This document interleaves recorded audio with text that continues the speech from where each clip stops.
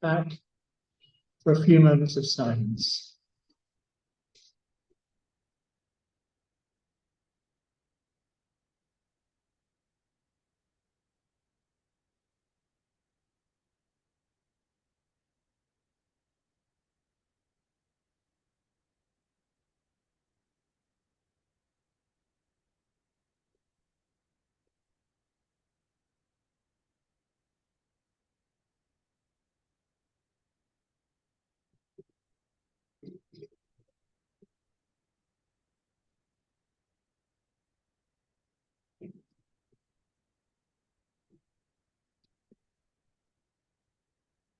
So I'm sure that Dr. Soumitra Basu is well known to you all.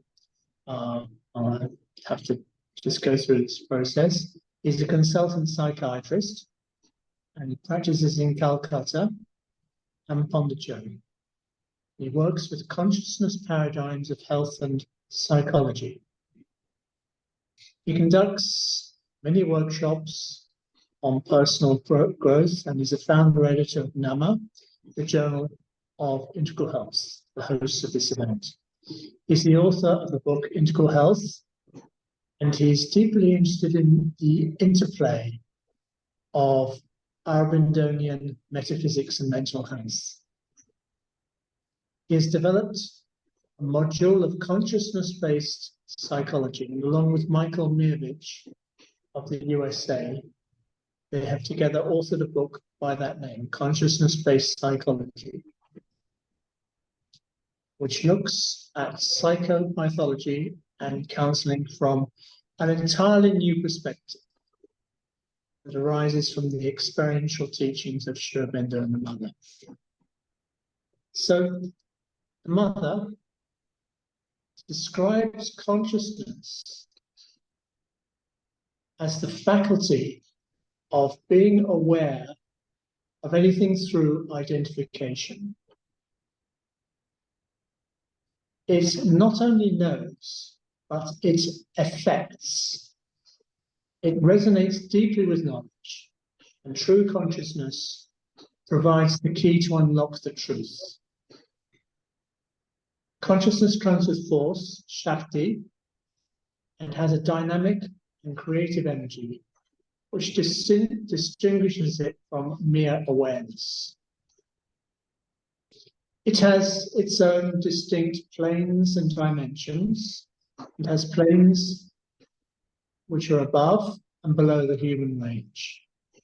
It can also be said that consciousness is the mover of all worlds. So over the next 6 days, we're so graced to have Dr. Soumitra Basu, who will give us a deeper understanding of the essence of this vast subject. And the first session will take us to a general view of consciousness. So over to you, Dr. Basu. Enjoy the session, everyone. I hope you find it fulfilling. Thank you, James. Thank you all for participating. Some are participating at odd hours of the day. And now, to speak about consciousness, consciousness is a multidisciplinary subject today. So anybody who is working with physics, anybody is working with health, anybody is working with psychology, can work with consciousness. But we want to know consciousness in a general way and pertaining to our yoga. And for that, we have to start reviewing ourselves. What is consciousness?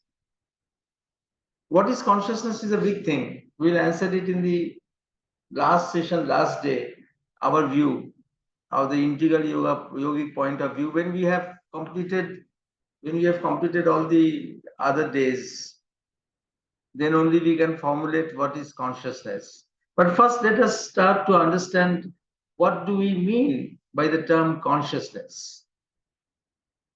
Now, in a general layman's term, consciousness is first used or was first used at one time to indicate the state when we were awake and when we are asleep, we are not conscious.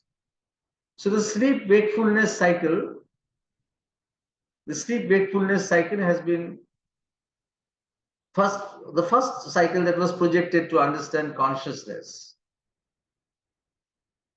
But that is but today that is insufficient. Why? Because we know the ascending reticular activating system. ASA is the ascending reticular activating system, which keeps us active, which keeps us conscious, is not inhibited during sleep. It still acts during sleep. So when we are conscious, our ascending reticular activating system is active inside us. Our physiological system is active. Ascending reticular activating system is an index of our physiological system. And our physiological system is very, very much active. So we can't say sleep is an unconscious state. We can't say that. And then we dream. We have dreams, and we dream not only of the past, which you can explain by Freudian theories, past dreams. Sometimes we dream of the future also. Is it not? Any of you have just dreamed of the future? You can unmute yourself and tell. You don't have to tell your personal dream details, but you can tell if you have dreamed about your future. Anyone in the audience, you can unmute yourself and tell. Have you dreamed anything of the future? Accident that happened, a death that happened, marks that you got in examination. Sometimes we dream of the future. Now, if the dreams of the past are kept at one part of the consciousness, which we call unconscious, unconscious is one part of the consciousness, then the dreams of the future, which will happen afterwards, where are they kept? They must be kept somewhere else. They cannot be kept in the same place as in the past, as the past things are there. So they are kept in a different place of consciousness. So consciousness, that means, is so vast, is extremely vast. So there are places where the past is kept, and there might be places where the future is kept. We don't know. We have little idea. But it shows the complexity of the problem, that it is very complex. I will share slides. We'll share screen.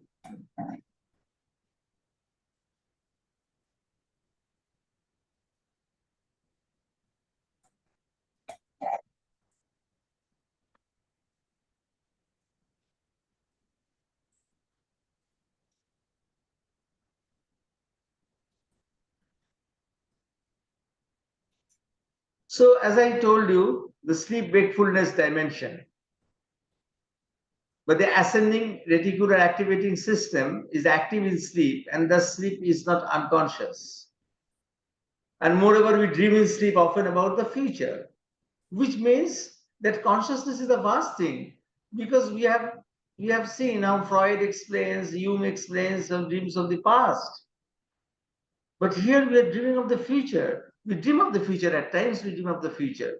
Not always, but at times. But still, it is correct. Often we dream of a place where we have never gone, and afterwards we have gone to that place. Often we dream of death, and that happens.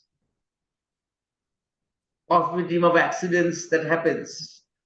So all these things rare, but still it happens, which shows that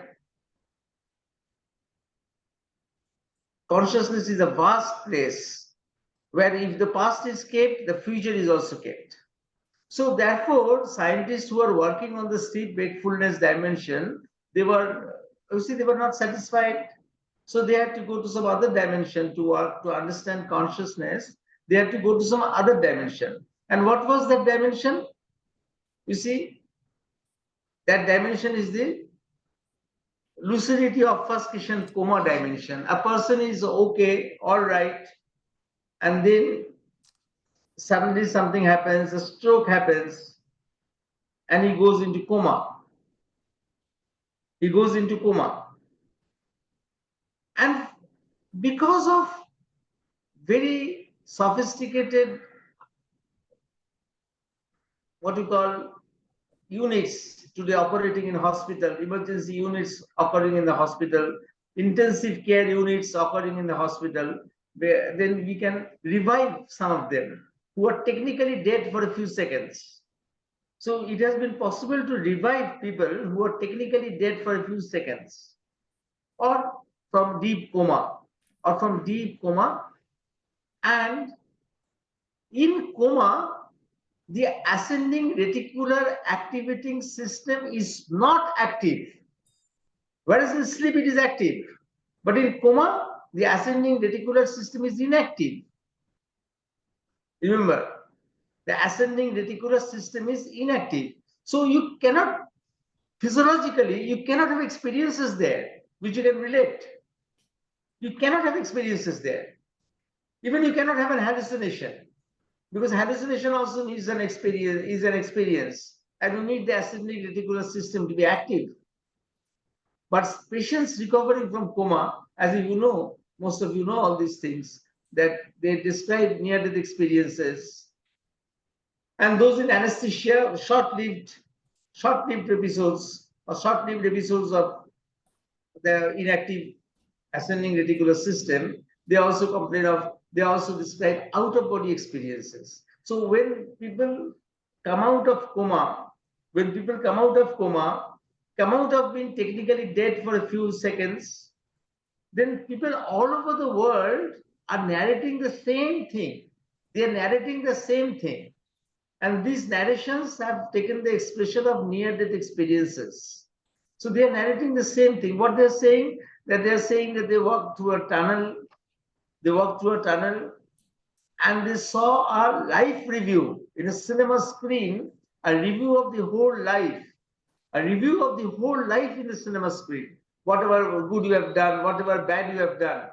And they saw beings of light, which we call fairies, angels, other names we call. And sometimes they see the future. These are the things narrated by people coming out of coma or of temporary death. And it is the same pattern all over the world.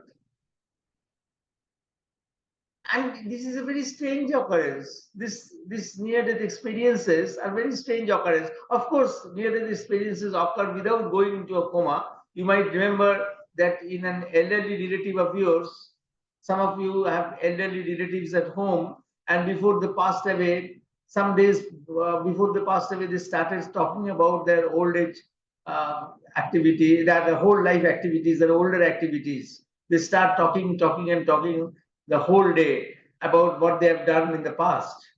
So that's a kind of near-death experience. You see that I had a very costly mistake when I missed a near-death experience. I didn't understand it was a near-death experience, and this boy who was my student had actually died because I misunderstood. I didn't take into cognizance that he was speaking of a near-death experience. Before he died, he was telling me, he was a young man, and before he died, he was telling me that, oh, I am seeing rishis percolating their blessings, and that blessings should come to our family. They should come to me, isn't it? So 3-4 days he was continuously telling me that I am seeing the rishis, and I am seeing the saints of the Upanishads, of the Vedas, the rishis of the Vedic seers, and they are percolating the blessing, and the blessing is getting percolated, and it is coming to our family. But I was more concerned with his infatuation with a young girl in the school, a student, where he was his student. He was teaching in a nursery school, and he was infatuated with a girl. And I was more concerned with that because he was infatuated with a minor girl, and I missed this near-death experience, and therefore I missed the time of his death. So this is a this is a very practical thing. This is a very practical thing. It's not impractical. It's a very practical thing. And then people undergoing anesthesia, they because of very different type of anesthesia that is used today, but only particular parts of the brain are put under anesthesia, not that the whole brain is put under a dull general anesthesia. The particular parts of the brain are put under anesthesia. Then people coming out of anesthesia after operation, after surgery, they are telling also that they were being able to see the operation. They had gone to the top of the floor, top of the roof of the operation theater, and they were seeing the whole operation, or they were seeing somebody at a distance at home. So they are out of body experiences. So near-death experiences, you see, all these near-death experiences show that whatever is there in our legends, in our folklore, whatever is there is not false. It has come out of a certain experience. So going through a tunnel, at the end of the tunnel there is light. At the end of the tunnel there is light, and seeing a life review. So life review, which means that we are responsible for whatever we have done during our lifetime. We can't shun away our responsibility. We are responsible for the good things and the bad things, and that is there in all religions. In all religions, it is said that that when you die, when you pass the state which leads you to heaven or hell, you will be judged. So there is a judgment that goes on. There is judgment day that will come, and this judgment day has got some roots in it. Has got some roots in it. Otherwise, why do people all over the world will see this life review? Or beings of light, fairies, angels, beings of light they are seeing, or seeing the future. So all these things which are there in our folklore, in our traditions, in our legends, in our literature, they have not come out of fancy. They have come out of certain experiences. And these experiences were not necessarily achieved during a state of coma. They were achieved by people ordinarily, or during meditation, during deep meditation, during deep contemplation. These experiences arose in seers, in rishis, in yogis. Today, we don't have that amount of expertise in yoga, that amount of expertise in rishihood. So that's why we have to go to coma to have the experience. But that was not there before. So all these things show that all the stories about fairies, about angels, about our judgment day, all these things are not just fancy. Just fancy. They are not just fancy. They have come out of a certain experience of consciousness. And this experience of consciousness must have been achieved by people who are not undergoing coma, who are undergoing deep meditation. But the point is this, that this revealed very little about what consciousness is. This whole lucidity, obfuscation, coma dimension revealed very little about what consciousness actually is. So what is consciousness? What consciousness actually is? It doesn't reveal much. So therefore, the sleep-wakefulness cycle didn't provide much information. And this lucidity, obfuscation, coma dimension didn't give much information. So the next step, what was the next step? The next thing that was studied was the altered state of consciousness. This is prevalent in many cultures. Almost all cultures of the world have some kind of altered state of consciousness, where people, when in India, in the Kumbh Mela in India, people jump on a bed of nails. In Sri Lanka, in front of Kartik Muruga, they pierce their tongue. In Europe, they walk through fire or develop stigmata of Christ. So people, now what is the most beautiful thing here? That when people are doing these things, certain people will do these things, jump on a bed of nails, pierce their tongue, and whatever. The unique thing is this, that there is no pain and there is no bleeding. There is no pain and there is no bleeding. During that period, there is neither pain nor bleeding. So that is an altered state of consciousness without pain, without bleeding. But when that altered state of consciousness passes away, that doesn't remain for a long time, it remains for a short time. When it passes away, that human person becomes an ordinary human being like others. So when it passes away, a person becomes in our parlance, okay, normal. He will again have pain, again he will have bleeding if pierced by a sharp instrument, or if he jump on a bed of thorns, he will have bleeding. But during that period of altered state of consciousness, nothing happens. Now, this is something very difficult to understand unless we think that endorphins, endogenous opioids, so that is an opium-like substance in our body, which is called endogenous opioid. Endogenous, there is an inbuilt opium-like substance in our body, which is called endogenous opioid, and endogenous opioids are active in many systems. They might be implicated. You see, these endogenous opioids are a very interesting thing. Long distance runners, people who have run 30, 40, 50 kilometers, you see, do you think they become tired? They don't become tired. They don't become tired. After some time, these endorphins come into play, and they have a runner's high. They have a runner's high. They undergo a runner's high, where there is a high, where they can go on running. So even during the placebo response in medicine, you know the placebo response, when if you are given a tablet of the same size or color, then you will get relief.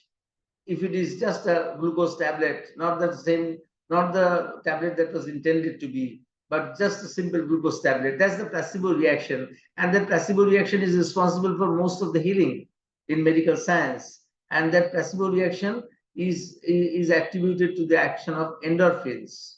So might be, I think that acupuncture also relieves pain by stimulating endorphins. Acupuncture, you know, where the Chinese method of healing, where the needles are put into the body and the pain is relieved. So how it happens? How does that happen? How does the pain get relieved when piercing the body with needles? But that happens due to the endorphins. Most probably it happens due to the endorphins.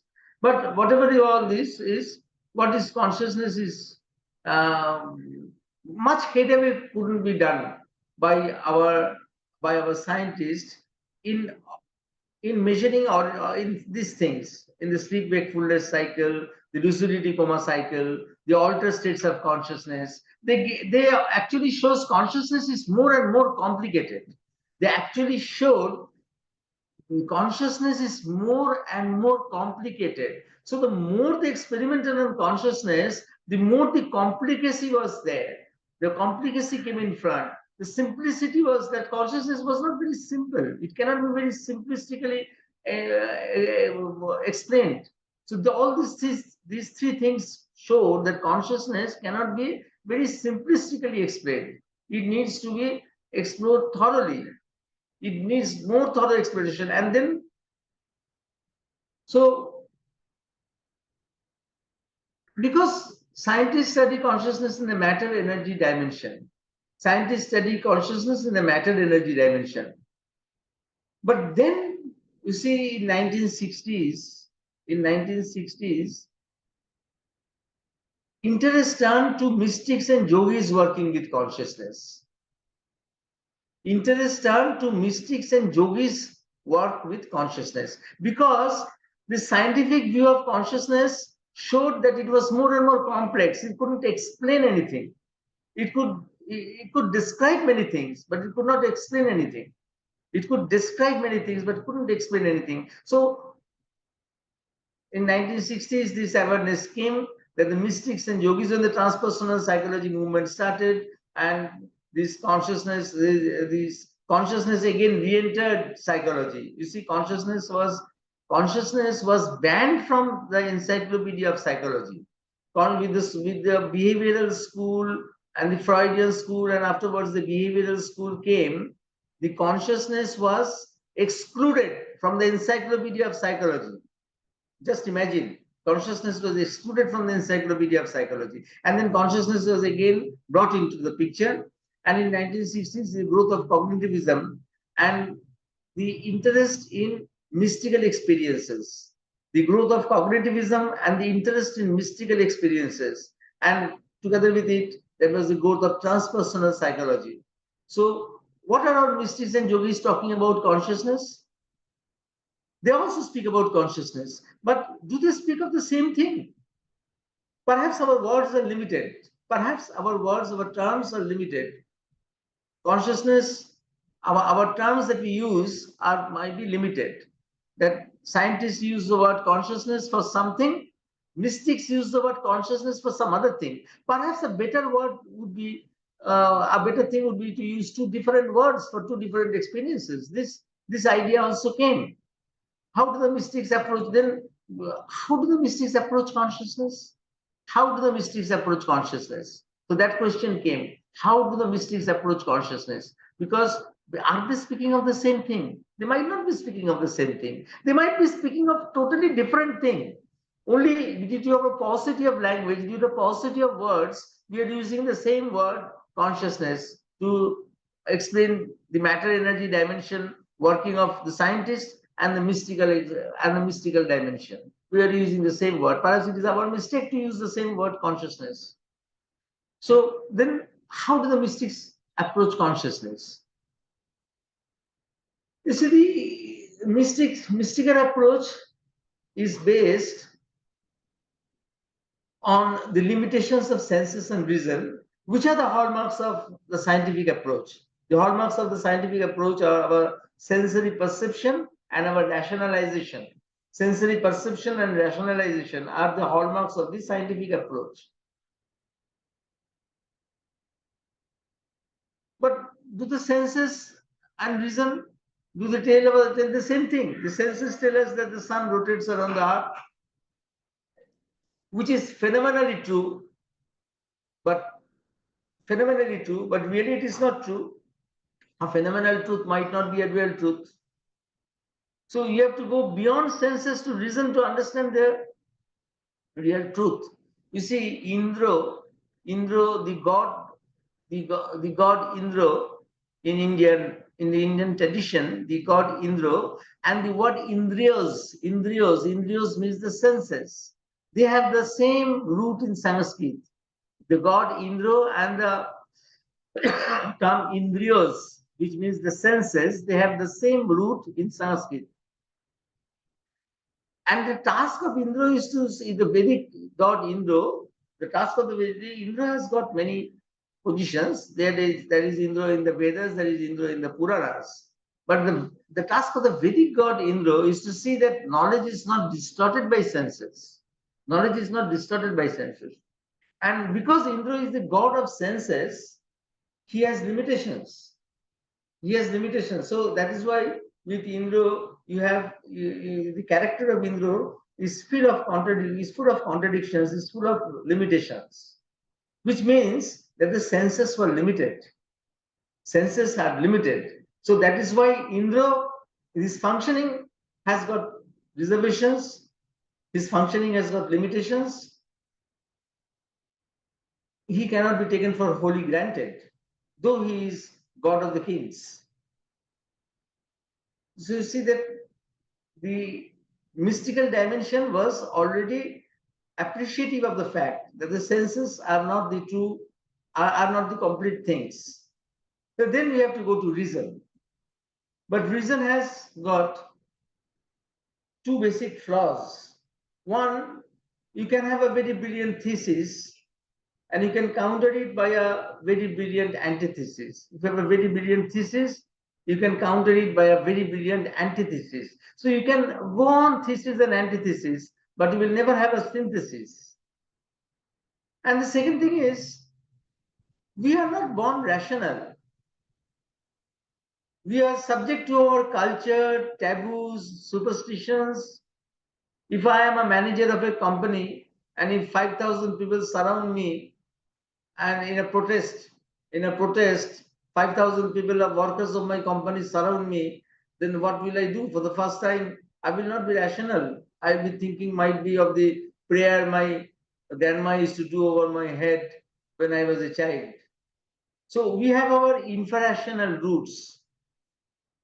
Man has got his, as Shobindra said this, that man has got his infrarational roots. That is, he is subject to cultures, taboos, superstitions. Somebody told me, oh, he's such a big scientist, he is trained in England, and he believes in astrology. He is wearing such a big ring. I said that astrology is his culture. His belief in his James is his culture. It doesn't denote anything of his scientific acumen. You cannot appreciate his scientific acumen by seeing his cultural roots. The culture is different and the scientific acumen is different. Might be he is a big scientist. That doesn't matter. That doesn't matter. And he also believes in his own culture. He believes in stone, James, whatever it is that you cannot use that to explain a deficiency of his scientific acumen. You cannot do that. So we have our infrarational roots. And also we have our suprarational roots. What is suprarational roots? Suppose I am a person who is a stockbroker. I don't know anything except then earning money through stocks. And one day walking on the street, suddenly Beethoven's music enters my ears and I get attracted. And then I start giving time to Beethoven's music, which means that I am not only rational, but I have my supra-rational roots also. I have my suprarational roots also. Otherwise, being a stockbroker, I couldn't have fallen for Beethoven's music. So, these limitations of senses and reason gave rise to something which is very beautiful. Which, if I am asked, what is the first major contribution of the Indian tradition of Indian psychology that is inherent. Indian psychology was not a separate subject as it is now, but it was implicit in the Vedas, in the Upanishads, in the Gita. It was implicit everywhere. What is the greatest contribution of the Indian tradition in Indian psychology in the past? I will say that knowledge can be got with means other than sensory perception and reason. Knowledge can be achieved without sensory perception and reason. That is the greatest discovery of the mystical approach to psychology. Of course, it is not only in India, but in mystics all over the world have done that. But in India, it was formulated more properly, and it has been there from the very beginning. So knowledge can be acquired not only by sensory perception and reason, but by other means, by suprarational means. So that is I would say that is one of the greatest contributions of the Indian parampara in psychology.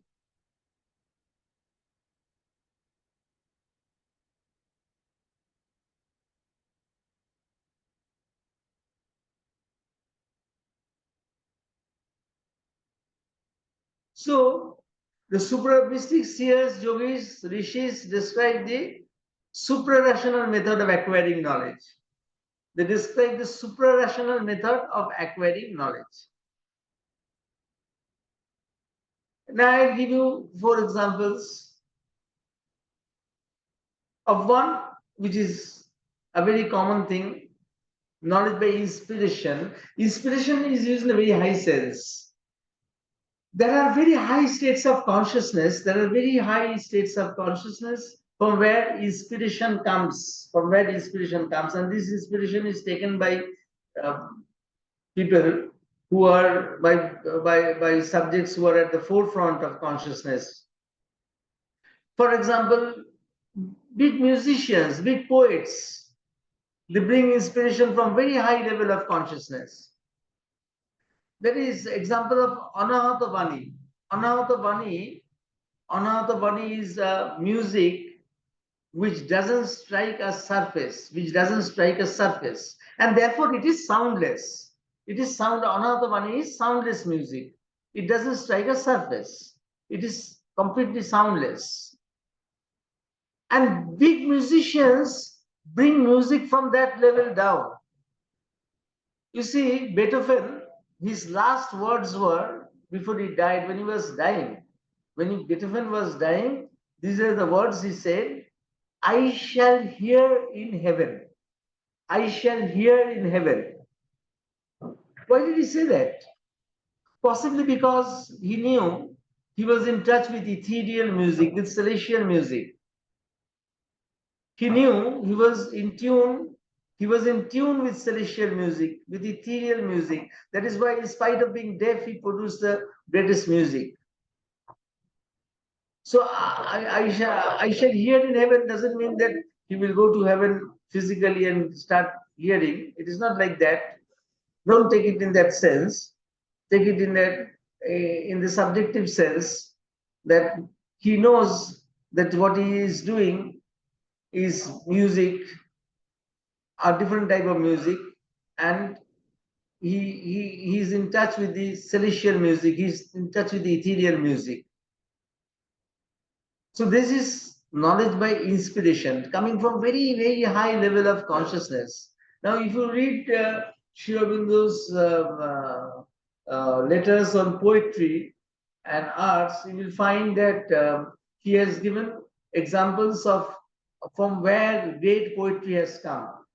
He has given examples where great poetry has come. So there are examples from the level of the overmind, from the level of the higher mind, from the level of the intuition, from very high level, from where poetry has come, where music has come. He has been asked the questions and he has answered them. So he has identified them. For us, it is difficult to understand. Sure, when they explains it, then it is easy. It is comparatively easier. It is not easy in that sense because you have to be in tune with it. But it is comparatively easier to understand the different high planes of consciousness from where high poetry, high music have originated. So that is knowledge by inspiration. Second is knowledge by intuition. Of course, we'll go to intuition on the fourth day in details. And we'll also discuss how to develop intuition. We'll discuss about that.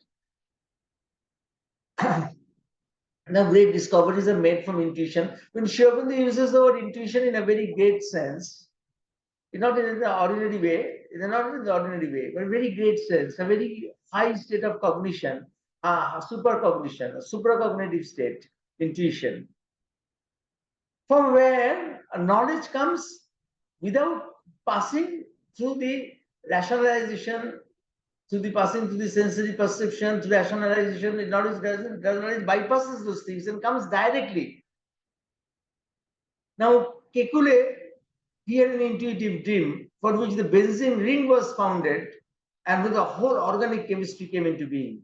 Now, this benzene ring, how it was founded? Kekule dreamt about snakes, small snakes eating their own tails. Now, from where did Kekule get this symbol? That is interesting. But first of all, he dreamed that, and then he woke up at night and he formed the hexagonal structure of carbon hydrogen at 6 points to construct the benzene ring. But where did he get that? How did he get that? He got it from, it came from the cosmic consciousness to him. It is a very old symbol, a very old Greek symbol of snake eating its own tail. also the symbol of energy or Shakti, of the origin and the phenomenon together. The phenomenon and the origin are together. They have all originated from the same thing. All the energy has come from the same point. It is a very strong symbol. But in any case, that symbol came to him and the benzene ring was founded. Or you see that in India, up to 1950s, the whole world, there was only one Indian drug for schizophrenia, which was pharmacologically active, and that is Rauwolfia serpentina, also known as Sarpagandha. It is in India tradition, it is known as Sarpagandha. It is Rauwolfia serpentina. Is the correct pharmacological drug for schizophrenia. Up to the 1950s, there was no medicine for schizophrenia except one which has been there in India for thousands of years. And from where did it come? From where did the Ayurvedic seers get the idea of this Rauwolfia serpentina? From intuition. From intuition. So intuition gave them that idea. There was no double bind methods. There was no mass experimentation at that stage. So nothing was there. We cannot use the Rauwolfia serpentina today in the form that was used before for some other reason. Other reason is that and previously, during the times of Ayurveda, ancient Ayurveda, when the herb was given, the whole herb was given to patients, then the antidote was also there. The antidote was also contained in that herb. But now, when we have isolated Rauwolfia serpentina from that herbal mixture, but we have not been able to isolate the antidote. And therefore, using Rauwolfia serpentina today produces great side effects, which we cannot control.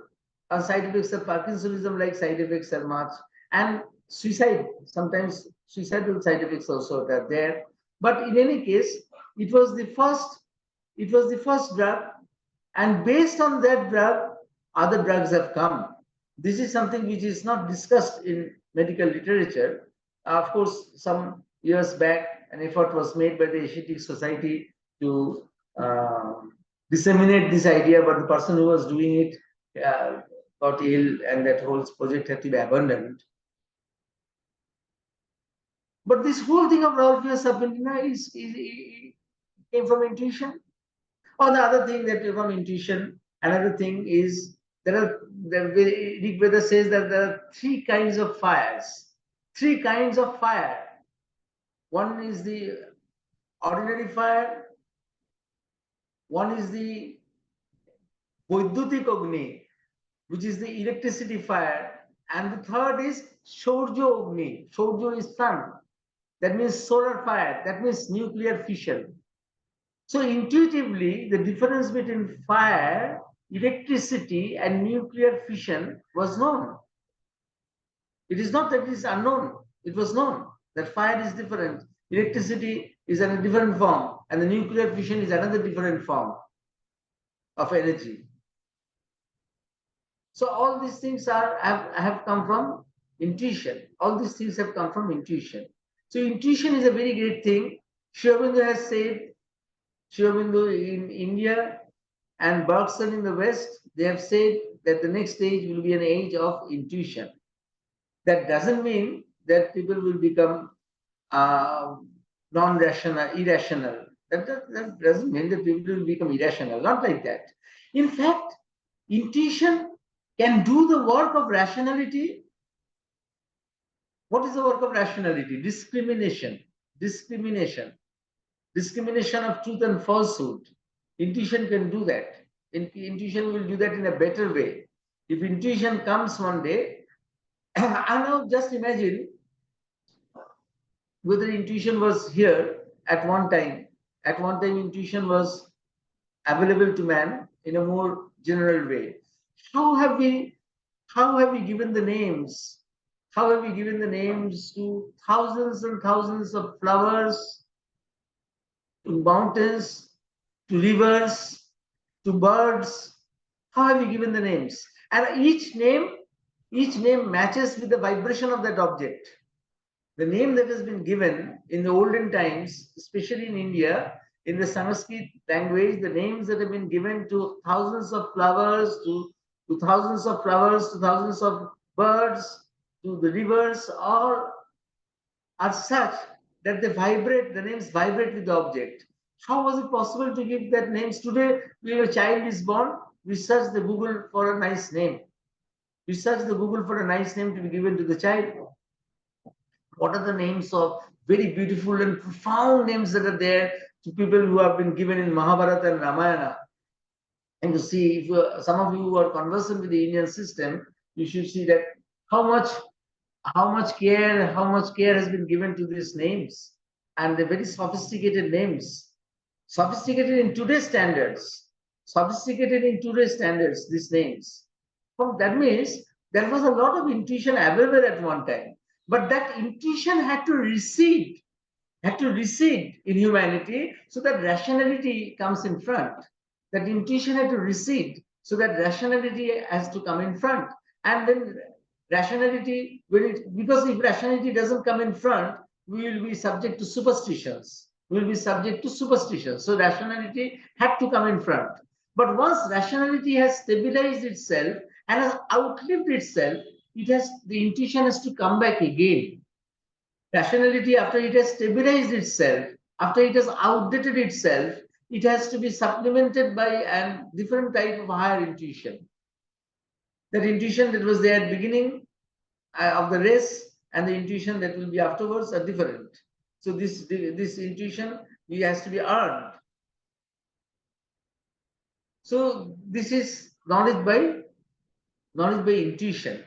Knowledge by intuition is a very great thing. It's a very, very great thing, and is a very favorite subject of Sri Aurobindo. Now, intuitive knowledge is a very favorite subject of Sri Aurobindo because he has said that the age of intuition is coming. Of course, in very practical things, of course, intuition is necessary. Suppose you have a 90-year-old relative in an ICU, in a life support system. Suppose you have a 90-year-old relative in a life support system, and if the support is open, the person will die. And if the support is going on, then you have to pay the hospital bills every day. So if you are asked what to do, you can't say anything. You can't do anything. You can't say anything. You see, you can't say anything positive. It is a dilemma. It is a dilemma will happen. In a 90-year-old relative, suppose each one of you I am asking, if that is a 90-year-old relative, your grandmother, your mother, your grandmother, your parent, or your somebody who is senior to you, and is there in the hospital, and the doctor says that if the life support system is opened, he or she will pass away immediately. What decision are we to take? Are we going to play God by removing the life support system, or we are going to deprive ourselves of our hard-earned money by exhausting the money every day in the life support system? So, what is to be done? Now, rationally, it is a dilemma. Through intuition, you can take a decision. Mother took decisions, through intuition in such cases. In such cases, through intuition, she took decision. So, intuition that's why it is something very practical. It is something very practical. If you look at today's newspapers, you will see that there is no rational solution to many things. Many things have to be solved intuitively. It is not irrational. It is not irrational. It is higher than rationality. Intuition is higher than rationality. It is not irrationality. It is higher than rationality.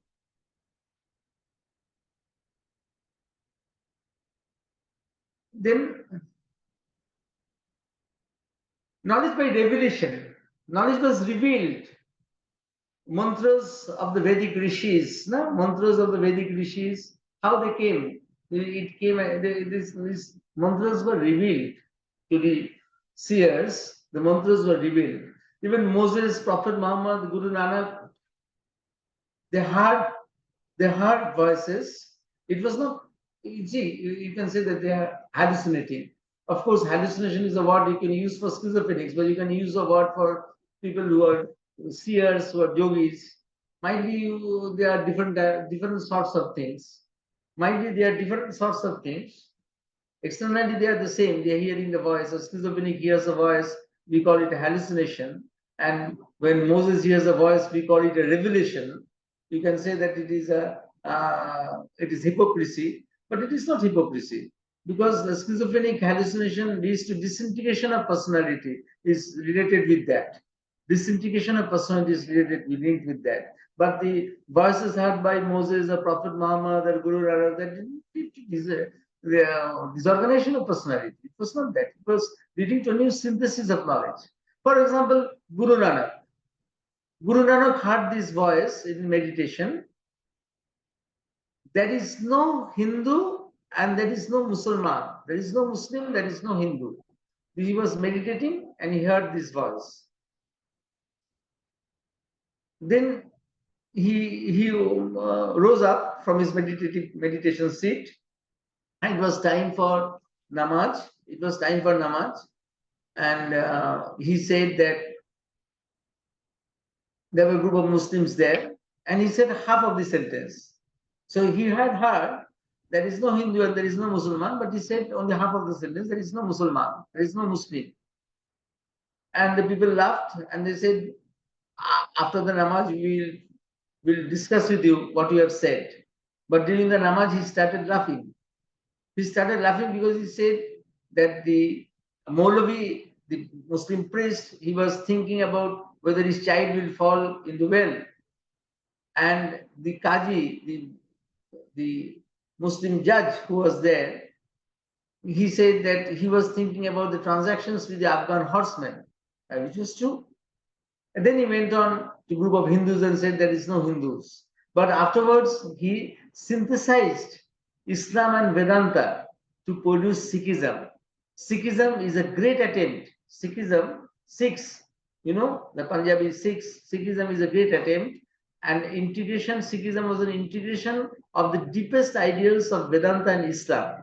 But Sri Aurobindo said that it was done much ahead of his times. It was done much ahead of his times. So it was not understood fully. The significance was not understood fully. And then people turned it into a dogma by wearing turbans, carrying a kippah and all these things. So all these things were dogmas became more important because people were not ready to receive such a deep knowledge. But it was a very deep thing. It was a very deep thing. It was a very deep knowledge. It was a very deep thing. It was a revolt against the caste system also. So collectively, the Baus of Bengal and the Guru Nanak, and Guru Nanak's Sikhism were, this is Sri Aurobindo's words description, that the Baus of Bengal and Guru Nanak were as a group revolted against casteism or the caste system. So all these things came by knowledge by revelation. So knowledge by revelation is a great thing. The voices heard by Moses, Prophet Muhammad, Guru Nanak. But then, of course, we must be very careful. We must not take a schizophrenic voice for the voice of a mystic. We must be very careful for that. And knowledge by identity. So knowledge by identity is, you see, how do you know that you are angry? How do you know that you are angry? Some of you must have got a lot of anger. And some of you have got a lot of anger. You can detach one part of your mind. You can detach one part of your mind and observe with it the other part of your mind. You can detach one part of your mind and make it an observer to observe the other part of the mind, the rest of the mind. And when you do that, you can observe your own anger. So you can disidentify with that anger. You can disidentify with that anger of yours if one part of you is trained to remain detached from the rest of the mind. From the rest of the mind, one part of the mind is detached. So then when you are angry, you can look at your own anger and observe what is there in your anger. And then you can disidentify with your anger. Like that, as you can disidentify with your anger, you can identify with deeper things also. you can identify with deeper things also. So disidentify with anger, identify with deeper love, with deeper wisdom, with deeper consciousness, with deeper things inside you. The yogis systematically disidentified with outer things and identified with the inner things, and thus they came to know about the inner consciousness, which is in communion with the cosmic consciousness. How did they know? Yogis knew. The yogis know by detaching themselves, by disidentifying with certain elements and identifying with certain other elements, constantly doing that, continuously doing that, constantly and continuously doing that until one identified with the deeper sources of the being. And that deeper sources of the being, they found that it was one with the cosmic consciousness. So this is knowledge. So the suprarational ways of acquiring knowledge was a great discovery of the mystics. And consciousness research today has to acknowledge that, Now the rationale is the scientific view is analytical, practical, phenomenal. You see that you can tell that both are different views. Both are different views. They should not be equated. Why are you equating the two views? Because the rationalist view is analytical, practical, phenomenal, resting on matter-energy interface. And the mystic's view is intuitive, synthetic, and consists of chit. Chit is pure consciousness. Chit is pure consciousness, pure state without any phenomena. Is it possible? We understand consciousness by observing phenomena. Without phenomena, something without any phenomenon, something static, something without any phenomenon, that has been described by the mystics. And that is an intuitive knowledge, it is a synthetic knowledge. And it consists of pure state without any phenomena. So they do not speak of the same thing. The scientific view and the mystic view do not speak of the same thing. They do not speak of you cannot just like that, you cannot equate the scientific view with the mystical view. It will be a mistake. It will be a great mistake if you try to forcibly integrate the mystical view and the scientific view.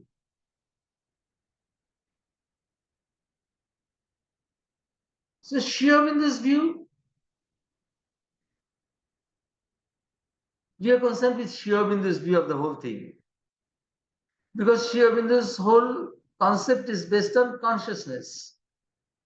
And Sri Aurobindo places the mystical and scientific views at different strata of consciousness, which is reality. But Sri Aurobindo's reality is consciousness. Consciousness is reality, and reality is consciousness. And consciousness is pluridimensional. Many dimensions are there.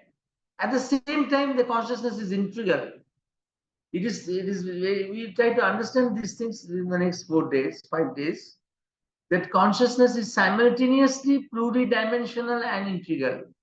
Consciousness is simultaneously pluridimensional and integral. Simultaneously, it is pluridimensional. It has got many dimensions, and the mystical dimension is one thing at one end, and the scientific dimension is at some other end.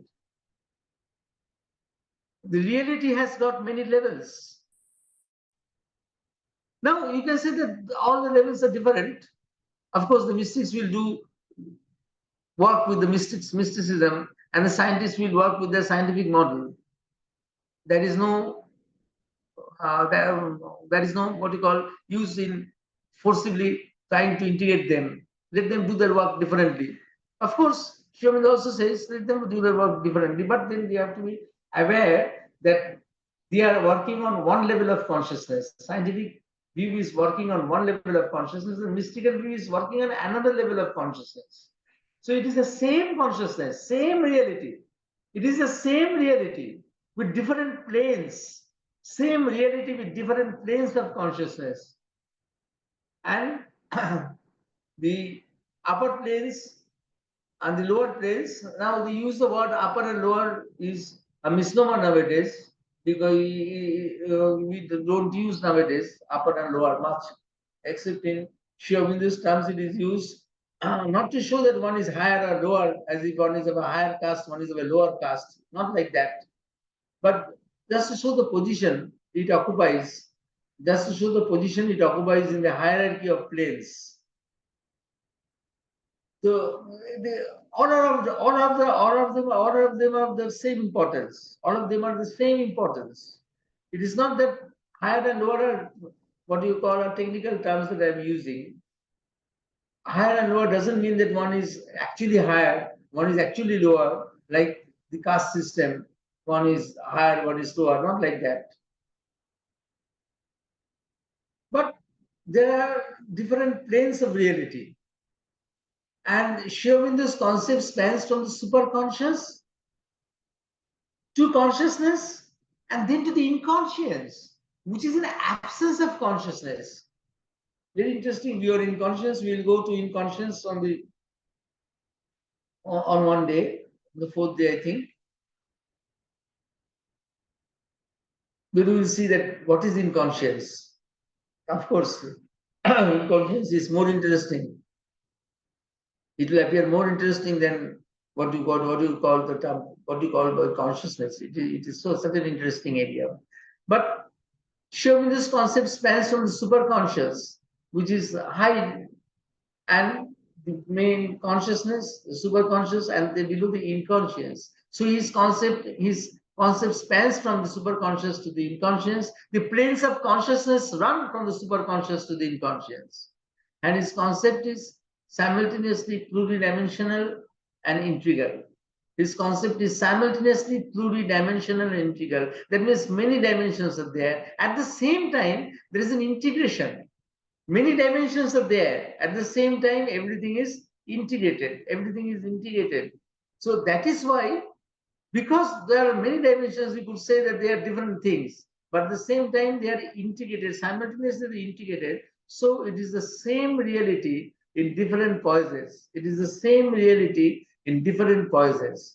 And that is what we are going to understand in the next few days. We are going to understand this. And we'll start with the descent of consciousness. We'll start with the hard problem of consciousness research. The hard problem of consciousness research is what? What is called the hard problem of consciousness research. The hard problem is that everything in consciousness can be explained by science except one fact. Except one fact. How can consciousness with its colors, with its variety, with its multiplicity be explained from inconscience, from the plane from where only physics and chemistry can be understood?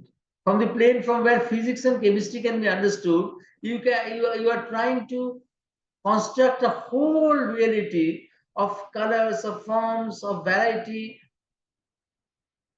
unbelievable variety, unbelievable forms, unbelievable colors, a whole plethora of whole things. How does it erupt? From the bosom of inconscience, from matter? How does it erupt? From a plane from where you can understand things only about physics and chemistry and nothing else? How do you understand consciousness coming out with all its colors, with all its forms, with all its beauty, with all its grandiosity, with all its vibrancy, with all its buoyancy? How do you understand? So science doesn't have any answer to that. Science doesn't have any answer to that. And that is why it is called the hard problem of consciousness. It is called the hard problem of consciousness.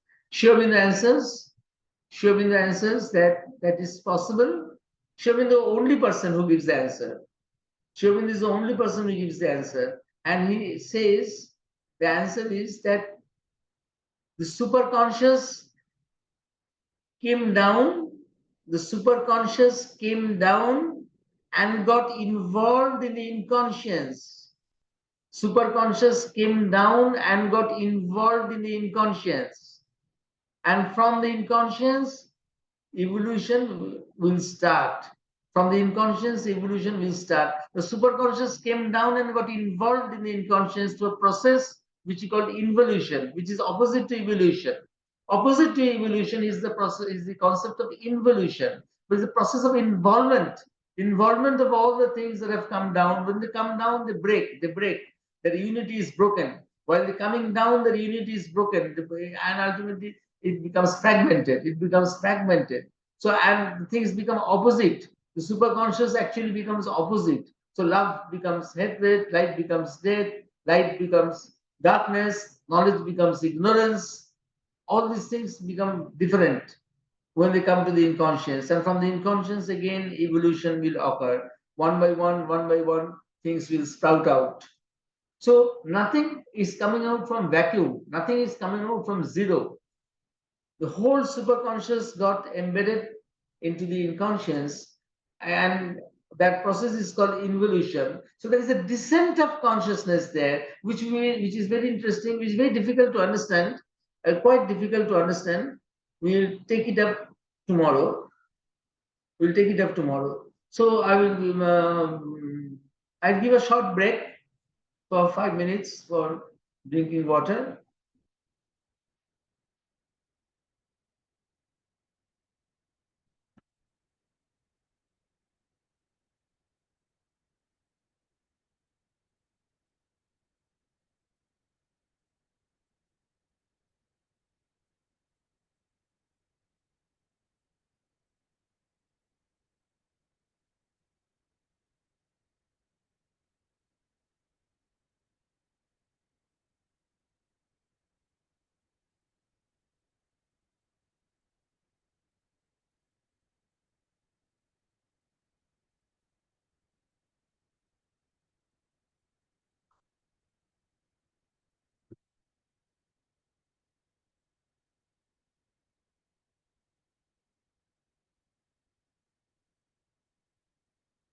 So just a break of 2 to 3 minutes to take water. Is it all right, James? Yeah, sure. I'm back on the internet again. Ah.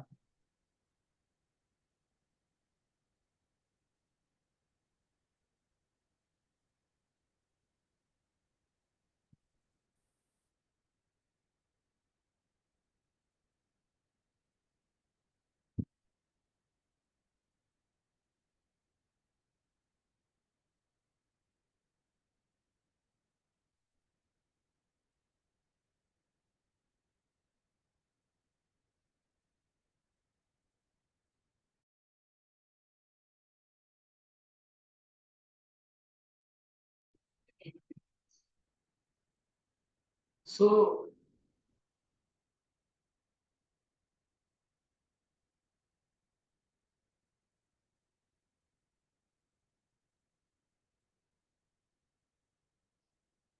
this consciousness is simultaneously pluridimensional.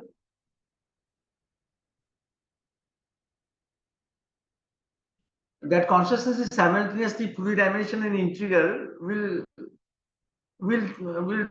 try to see this in the next 5 days. We'll try to see this. That is the thing that we'll understand.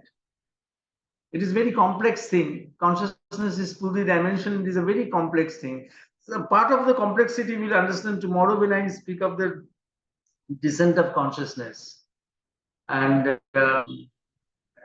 I told you that the exact definition, not an exact definition, but a definition we'll try to bring out about consciousness. That is at the last day. When we have finished everything, then only we can come to what is consciousness.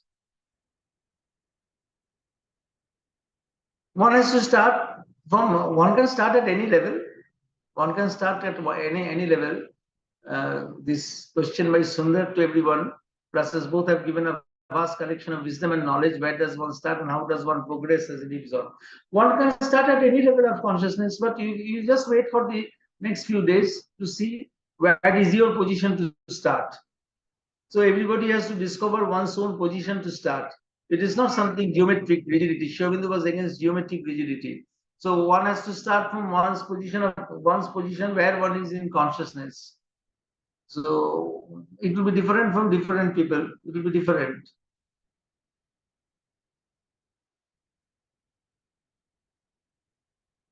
And actually, what is said that in Aurobindo psychology, the inner being is the most important thing. The inner being and the outer being, we have an outer.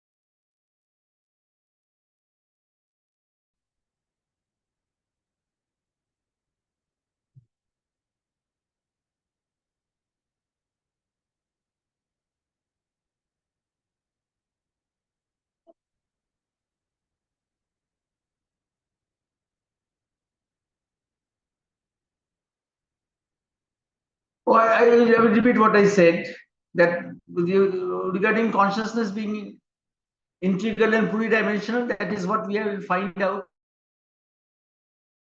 And that consciousness is very complex, extremely complex. We'll find out that.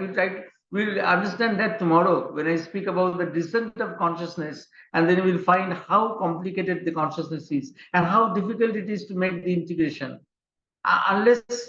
Unless we do it in a very simple way, at the end we'll understand that there is a very simple way of doing that integration. It is to the psychic being. And the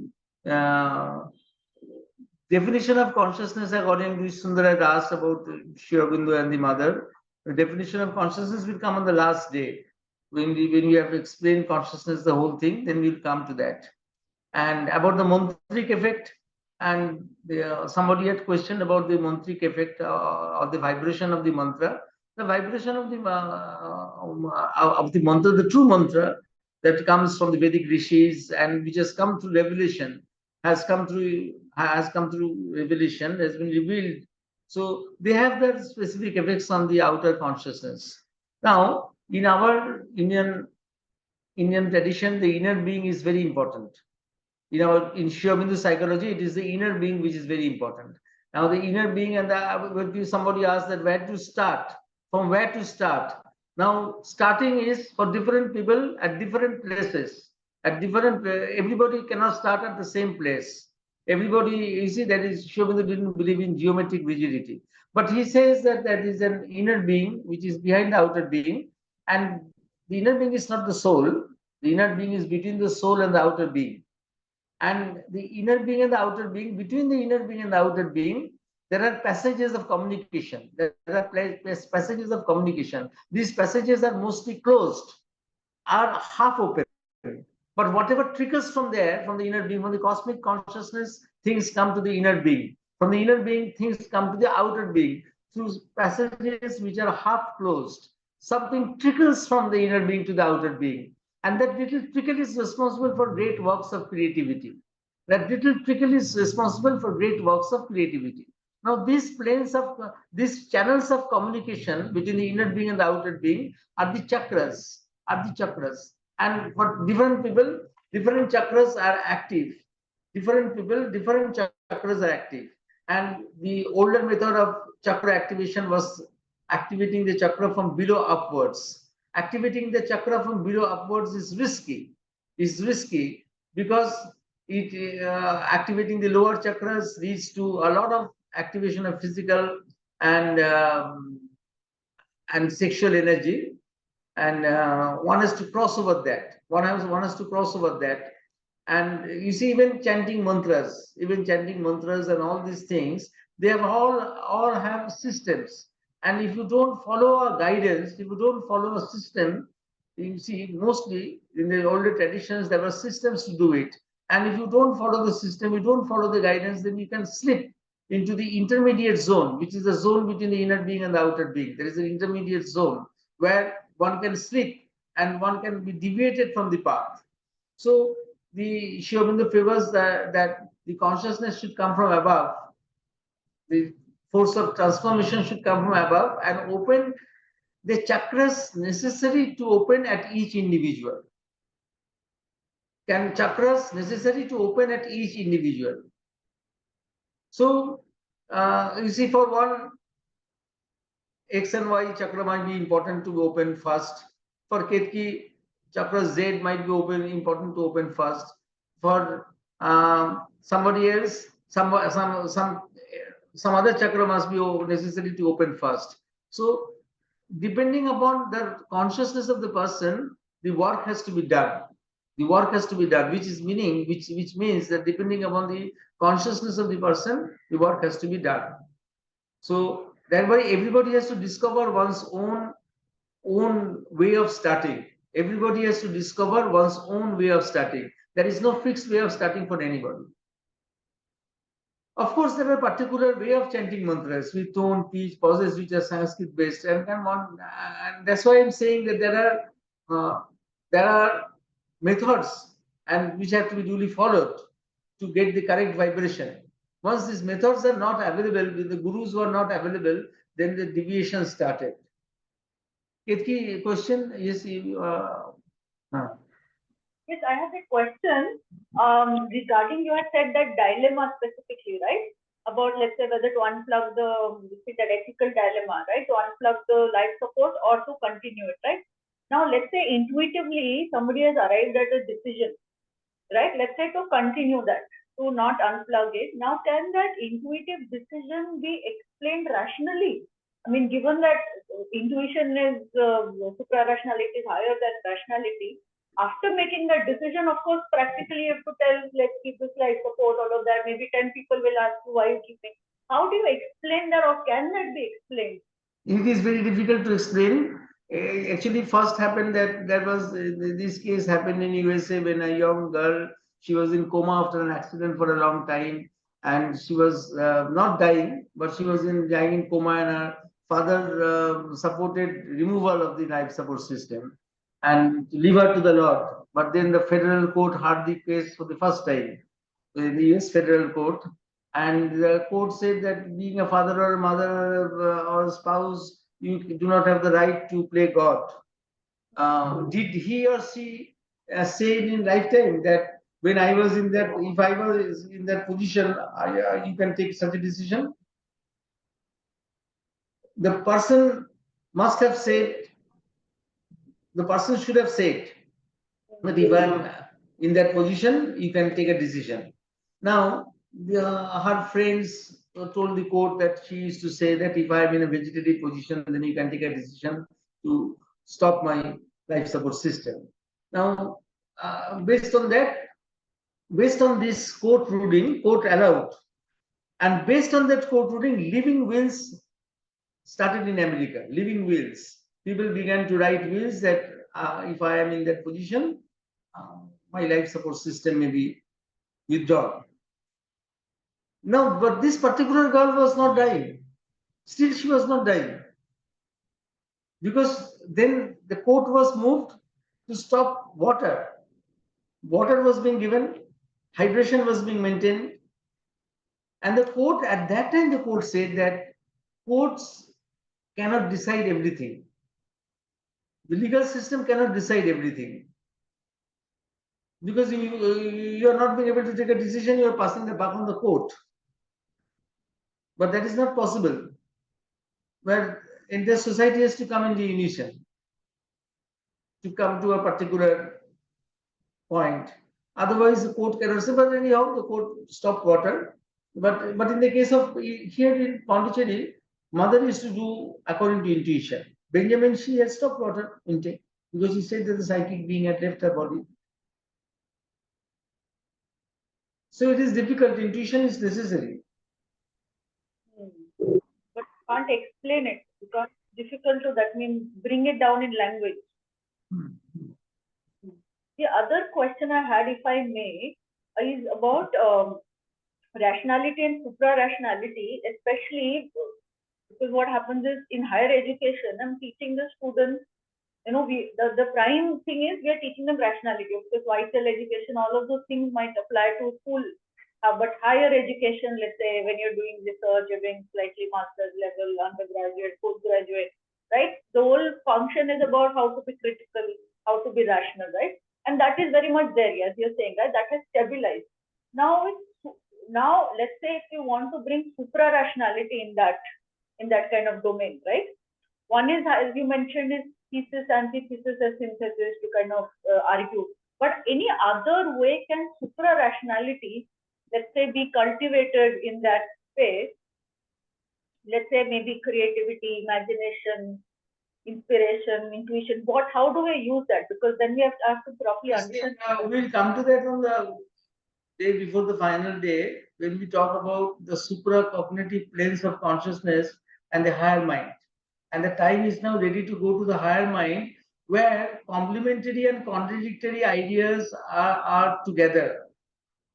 Contradictory and complementary ideas are together. Now you see, if you go to the higher mind, where all ideas are together, then you are free at a one stroke from dogmatism and or religious fanaticism. You accept the position that the opposite of what I think is also true. Opposite of what I think is also true. Now, to accept that position is very difficult in life, unless one has shifted one's cognitive apparatus to a higher level. So that thing is now time right for that to start now, to teach people how to think. So you see, in counseling classes, first day I say that irrespective that you have come to counseling class, irrespective of your religion, caste, color of the skin, social status, are you the same? Then they are master's degree students, very enthusiastic at that time, at that point in life. They say, yes, we are all the same. I said, then that is a level of thinking where all ideas also have the same value. So to be a good counselor, you have to be in that domain where your idea alone is not true. The other idea is also true. So like that, the higher mind can be introduced. And the higher mind, if it is introduced, it will free the world from all sorts of dogmatic thinking. Now the time has come to do that. So that's the supra-rational, supracognitive plane of mind.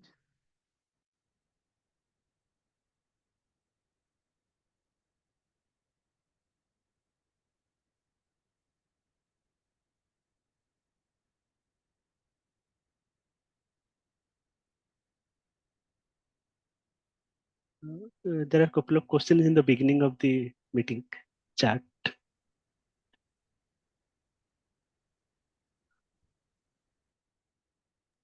Can one hear only without chanting? This question. I think Sanjeev had a couple of questions on the chat, didn't you, Sanjeev? Yes. Could you please differentiate between the infrarational and suprarational? Is men currently ordinary men are rational or infrarational? I'm not clear. Man is mixture. Man is mixture. We have our infrarational reality too much. We are not born rational. We have our infrarational roots. The irrationality of human existence, as Aurobindo used to say. That is there very much. We claim to be rational, but actually we are more or less irrational. Okay. And suprarational means that mystic thing that you said, whoever having the some revelation comes to us at times, at moments when we understand that our view of life is limited. There is something else that is needed in life. We also come. It comes in us in flashes. infrarational always related to the knowledge that we gather, or can it come to anyone? Means infrarational. Yes, yes, it can come to anyone.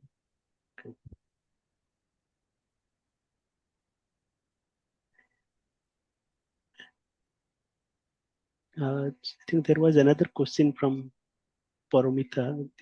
Is it the same thing in Ramakrishna Mission logo? They have a snake. Something she asked.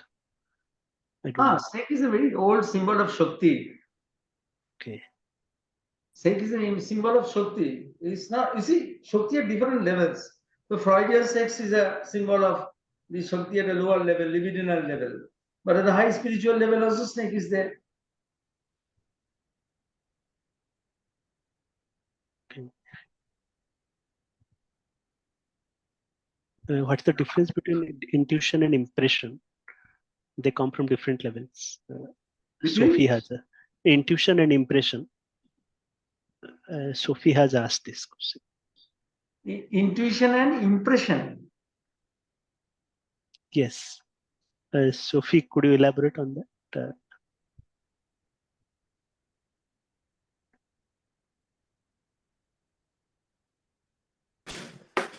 Dr. Basu, what is the difference between and impressions, please? Between intuition and impressions. Impressions can come from many places, but intuition in Aurobindo system comes from a specific supracognitive plane which is above the higher mind and illumined mind. Okay. Impressions can come from any plane, impressions can come from any higher plane, impressions can come. But intuition is a specific higher plane, impressions can come. But so afterwards he was not using the word intuitive mind because people were confusing intuition with mind. Mind dilutes intuition. At the level of mind, intuition is diluted. So afterwards he was not using the word intuitive mind, he was using the word intuition only. But intuition is a supracognitive plane above the higher mind, and above the higher mind is the illumined mind, and above that is the intuition. We'll come to that on the fourth day. So that from that plane, knowledge comes, and this knowledge passes without rationality, without reasoning. It passes, and it comes straight, and it's veridical in nature. Impressions are there from very different planes. Impression can there. Intuition can also give impression. Higher than intuitive planes can give impressions. Lower than intuitive planes can give impressions. Impressions can be got from many planes.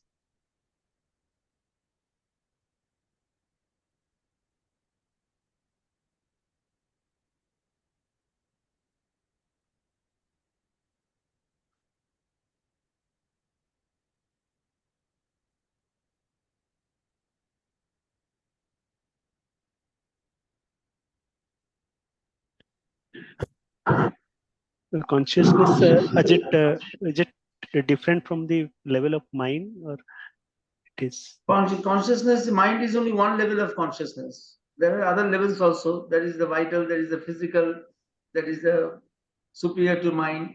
About the chakras, what she said, what NAMAH said, that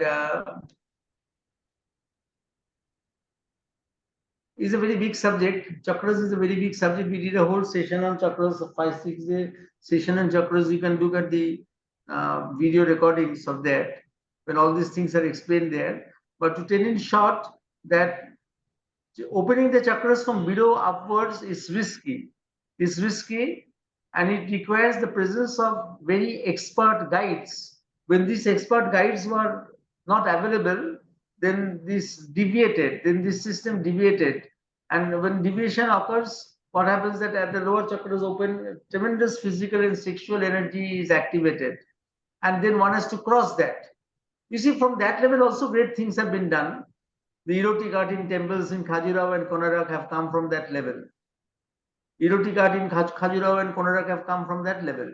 But then one gets stuck up at different levels. Now, Sri Aurobindo advocated that the force of transformation has to come from above and open whatever chakra is necessary for each person. So it is not, doesn't follow the old method of sequentially opening one chakra after another. but here opening the chakra depending upon that person's receptivity. And then this force of transformation to be active, it has to be activated by activation of the psychic being. Otherwise, this force of transformation will not be activated. So Sri Aurobindo's system of the chakra, Sri Aurobindo introduces some new things. First is that the chakras have to be opened from upwards below. Second is that it is a force of transformation that will come. And third is that it is a psychic being that has to be activated at first. And when the force of transformation comes, it will open the chakras automatically. Whether you are aware of the chakras or not aware of the chakras is not important. You might not be aware of the chakras, but the chakras will open automatically. So that is a very vast subject. I have a 6-day program on the chakras. You see that I can send you the PowerPoint presentation and which will be helpful to you. And the Jivatma, the psychic being, we have kept separate sessions for that to understand what is the difference between the Jivatma and the psychic being. So we'll talk about it. Day after tomorrow. So when we talk about details about the Jivatma and the psychic being.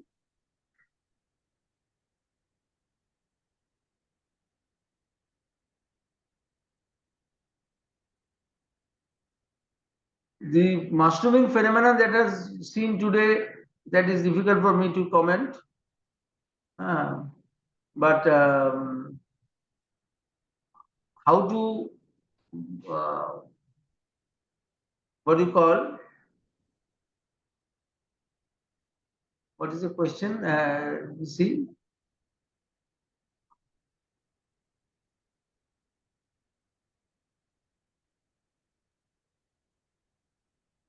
This question is a very interesting question. How to differentiate the real people, realized soul, Rishi, Paramahamsa, and how to differentiate them? This is a very existential question. This is a very existential question. So it is. It depends upon your intuition. It depends upon your intuition has to be the guide. Otherwise, in today's world, you see, in mushrooming phenomenon today, if intuition is not available, we will be misguided at every stage. That is why Sri Aurobindo said that the age of intuition is coming.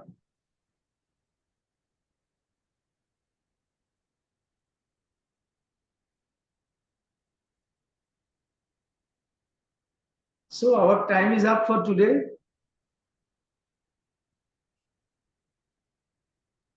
Thank you very much, Dr. Basu. Most illuminating session. Yeah. And until tomorrow, everyone. So until then. So tomorrow is a bit difficult session, but interesting because it is showing the sophistication of consciousness. You're looking at the concept of involution. Consciousness, the descent of consciousness is the most difficult thing, which will start tomorrow, which is the most difficult thing to understand. The descent of consciousness, and it's very comprehensive, very sophisticated, and you have to be aware. You have to be all attentive to it. Okay, sir. Right. Okay. Until tomorrow, everyone. Bye. Thank you. Until tomorrow. Bye, everyone.